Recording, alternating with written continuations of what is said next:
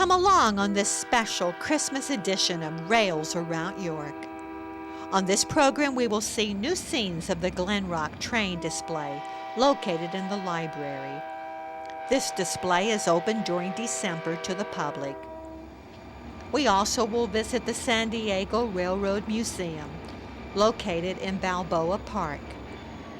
There are 5 different layouts built by 4 different clubs. The 2 most spectacular areas are the Tehachapi Pass layout. This models the Union Pacific and BNSF route over Tehachapi Loop from Caliente to the loop when it will be finished. The other one features the Carrizo Gorge and the trestle, in this gorge called Goat Trestle.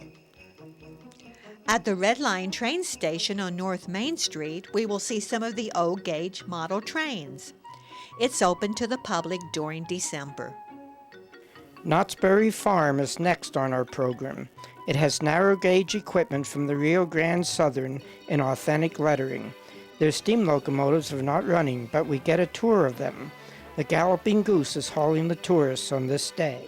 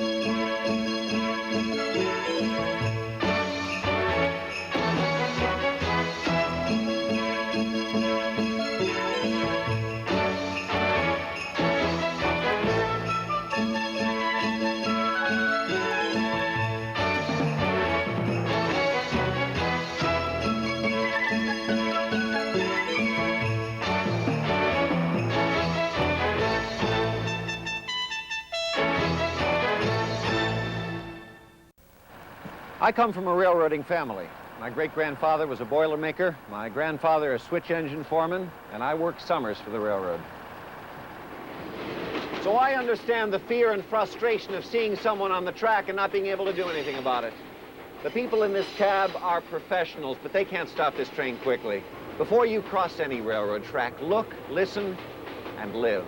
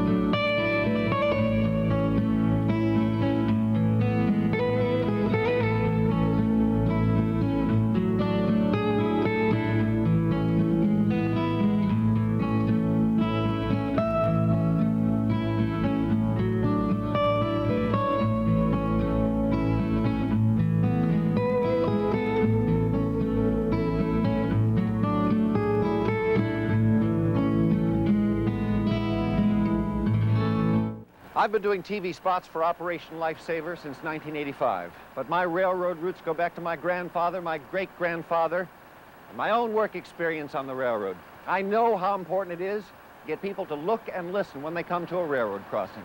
It can take a mile or more for an engine like this to stop. So it's all up to you. Use your head and your brake. You never win an argument with a train.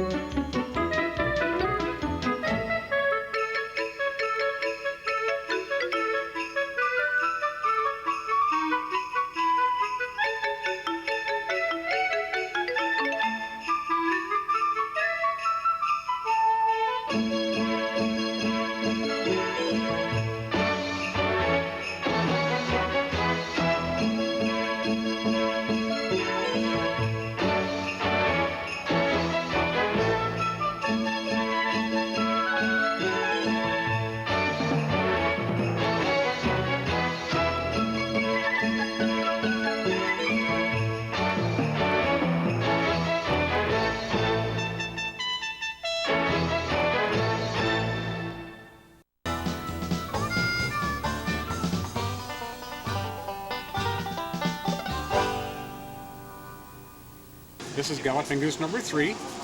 The Rio Grande Southern Railroad built 7 of them. Number 3 was built in 1931.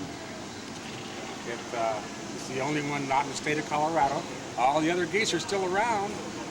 They're all still in Colorado. This is the only Galloping Goose not in the state of Colorado. They all run except for goose number 4. Number 4 is in the restoration shop right now at Golden, Colorado, being restored even as we speak, so it should be back running shortly. It used to have a 1926 Pierce Arrow sedan body on it. It looked like that until 1946. In 1946, they took the car body off and they put the Army surplus Wayne bus body on.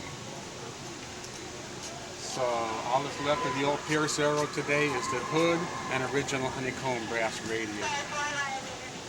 About 1950, they started having financial difficulties again. The Rio Grande Southern was never a real, what they call a money maker. So when they had financial difficulty again, maybe they thought, well, maybe there's more money in the tourist trade. They're not making a whole lot of money carrying 8 people up front, mailing car, going to the back box. That's when they cut the big long windows in the back cargo box, started using the Galloping Geese for scenic tours around Colorado. The tourist thing didn't work out. They finally declared bankruptcy in October 1951. They hired a broker to get rid of all their real estate and their assets. Actually, it was a local scrap man. That's usually the way railroads go. What doesn't sell is usually scrap. So, when he bought the railroad, they had more modern stuff. He didn't want any modern stuff. He wanted all the old stuff to go with his ghost town, make it look more authentic. So, when you see our steam train in the backstage area, it is all original 1880s.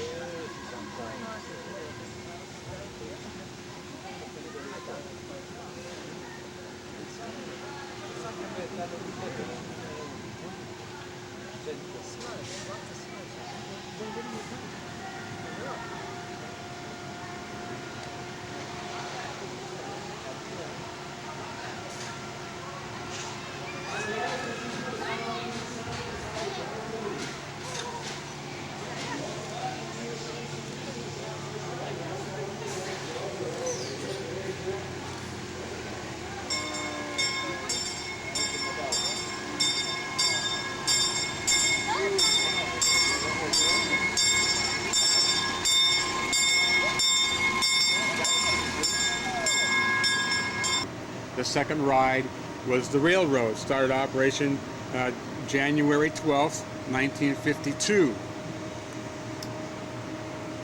Now, Disneyland didn't, now they have a narrow gauge too, but they didn't start their narrow gauge until 55. That's when the park opened. Disneyland opened in 1955. So he had them beat by 3 years. So at one time, this wasn't the only narrow gauge in the country that was still It's operational. a beautiful engine. Thank you. It's a 280 consolidated.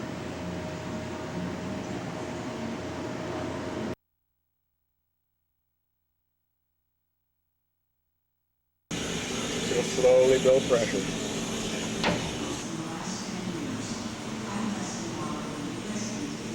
This is the throttle.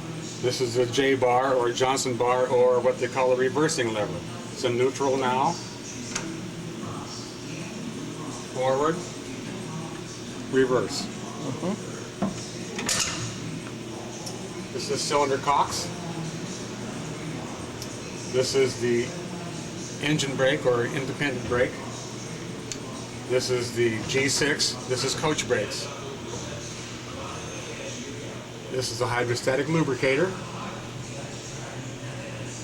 The front drip goes for the right-hand cylinder.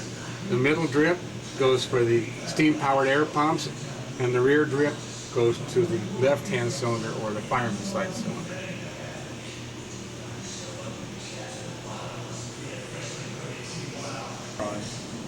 Where else can you engineer on a 127-year-old museum piece?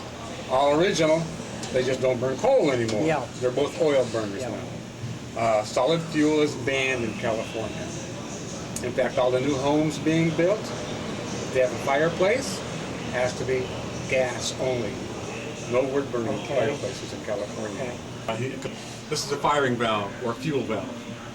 You open that up, and it feeds more fuel to the fire.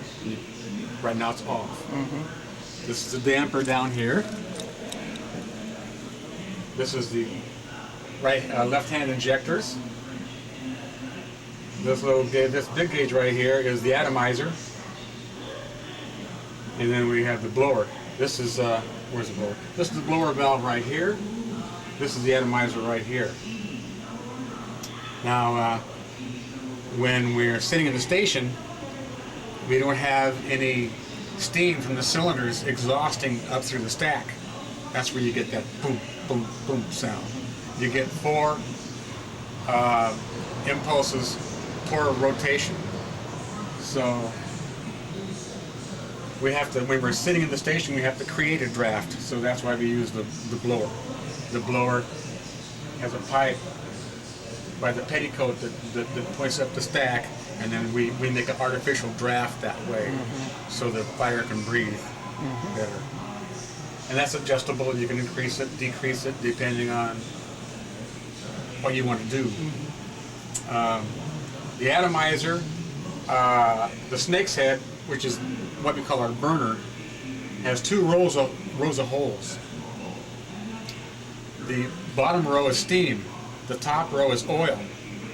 So you turn the atomizer on, get steam coming out, and then you open the fuel valve, and the fuel starts coming out.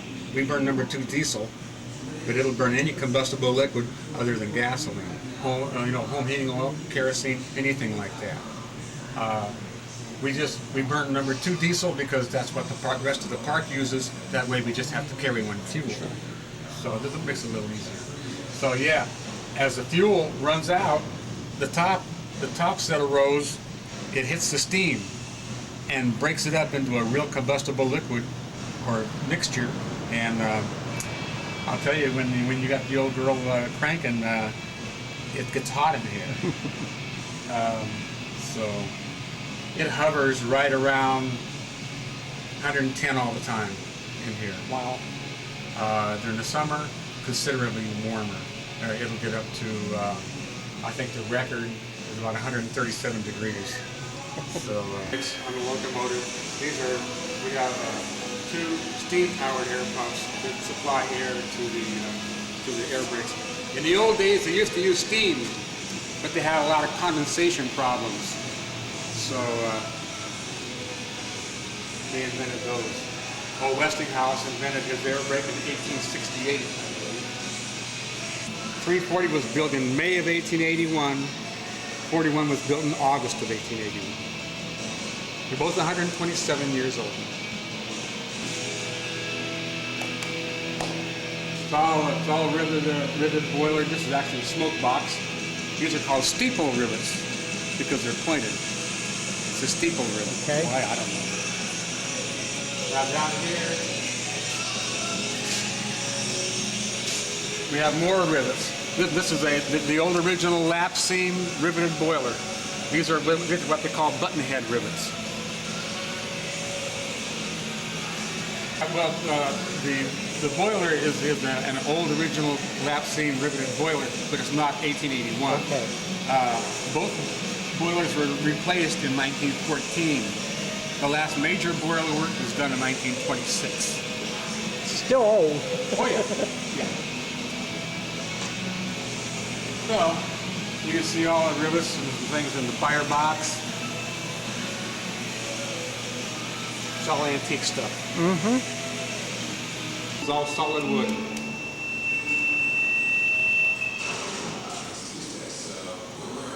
On it, where it's been welded up, because it rotted through. This is all wood. It's all wood. This is all wood.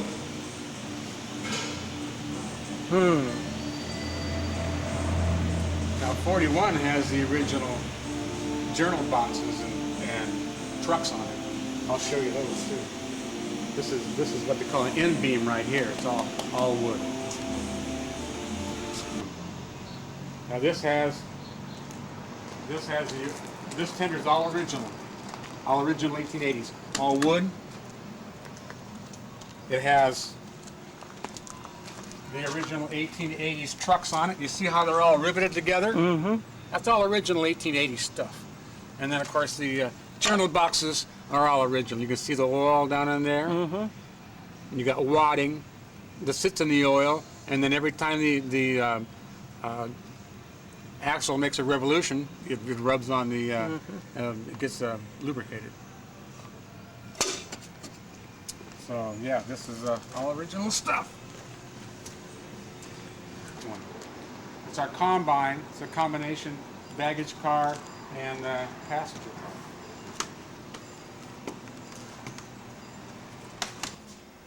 Original stove.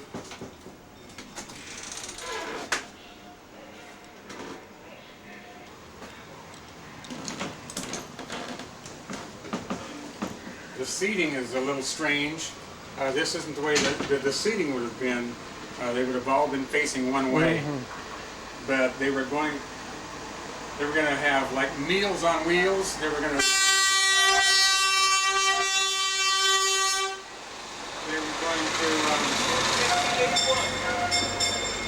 or snacks on tracks. They were going to have tables in between, and it didn't happen. So it's still set up that way. So they took the original light fixtures out. They didn't give off. They figured enough light, so they went down to the local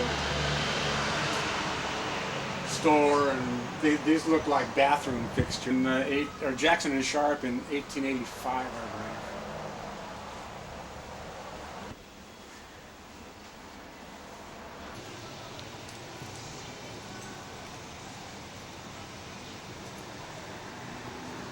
The president and founder of the Rio Grande Southern Railroad.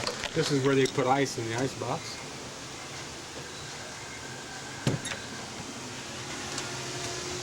Come on in this way. This is the original stove to heat the car with. That's coal-fired. It has pipes that go around in there, and then you'll see pipes all through the car down around the floor that they used to heat the car with. This is the ice box right here.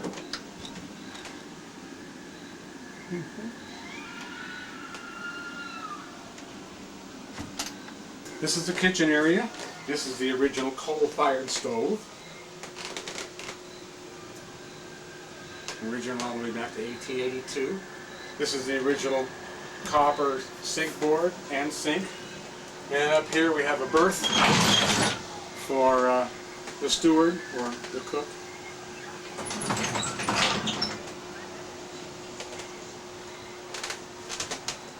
The lighting fixtures are copies of the original. They replicated the original, and the originals are locked up in the archives. This is the water heater right here. It's got a little pressure gauge on top. This right here is an interesting feature.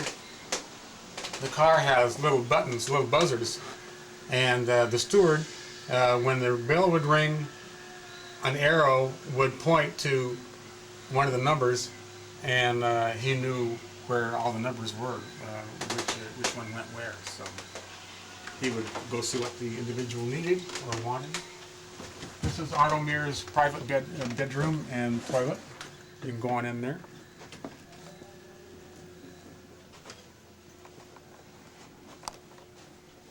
It's kind of dark in here.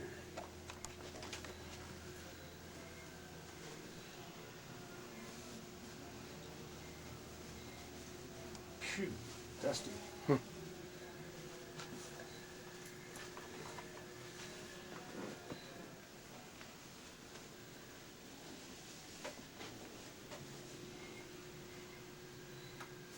Now that metal there is all pewter.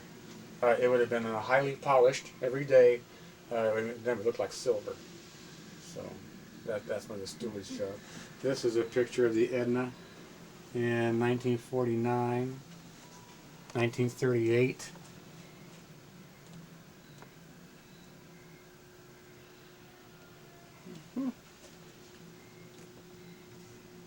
The glass is original.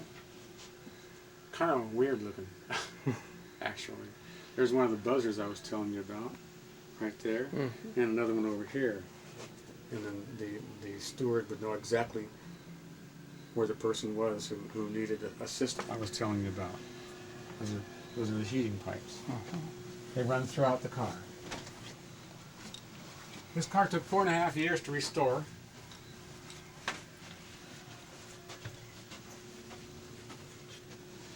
Here's kind of a little setting area. Has privacy curtains here, and another bunk right here.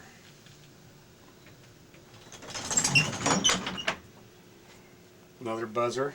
Now this has hard points. This chair has hard points. A board would go here, and these cushions would lay in there and make another berth. Privacy curtains. Another bath. Another toilet.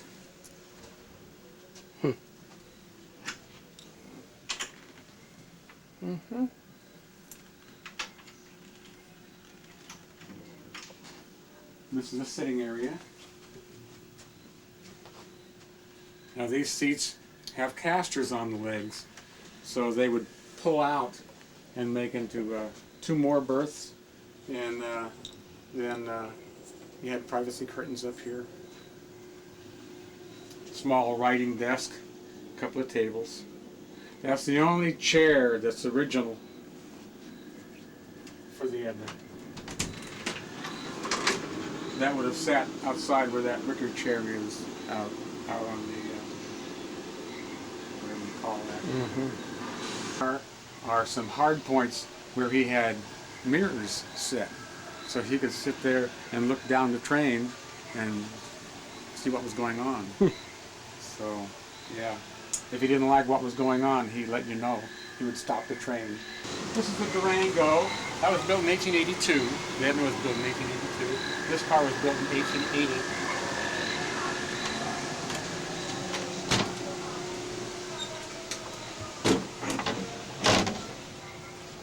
Now this has been upgraded.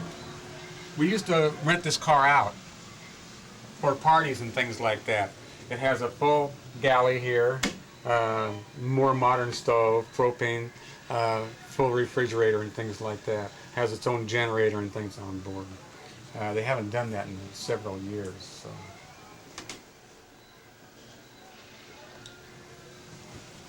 This is a parlor car, what they used to call a chair car.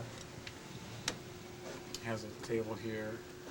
This is what the Durango looked like in 1938.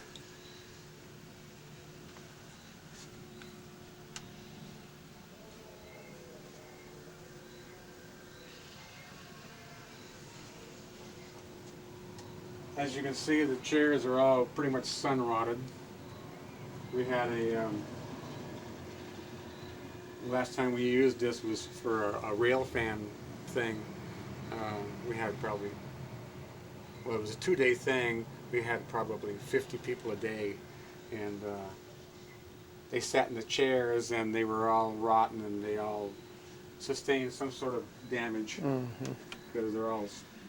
We talked to the upholstering guy, and he goes, "Yeah, I can do that. I can redo them."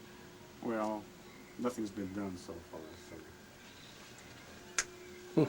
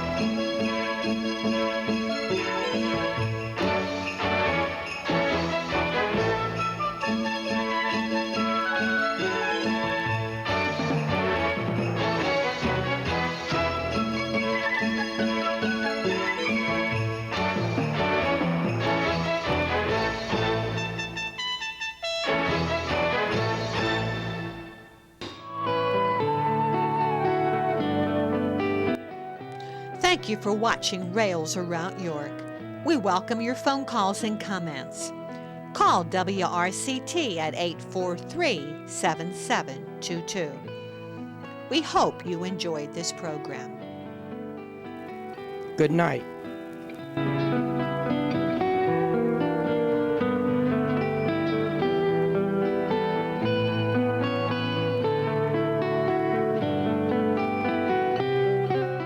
Rails Around York is a Good Day production.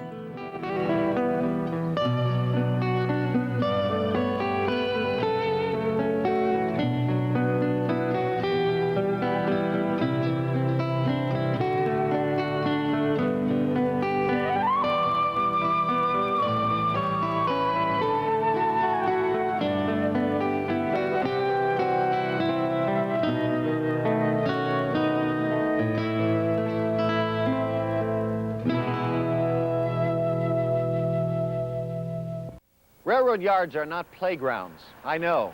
I worked summers for the railroad. My grandfather and great-grandfather were railroad men. We've seen people hurt and people killed, young people, because they didn't listen to this advice. Stay off the tracks and out of railroad yards. Playing around trains is playing with your life.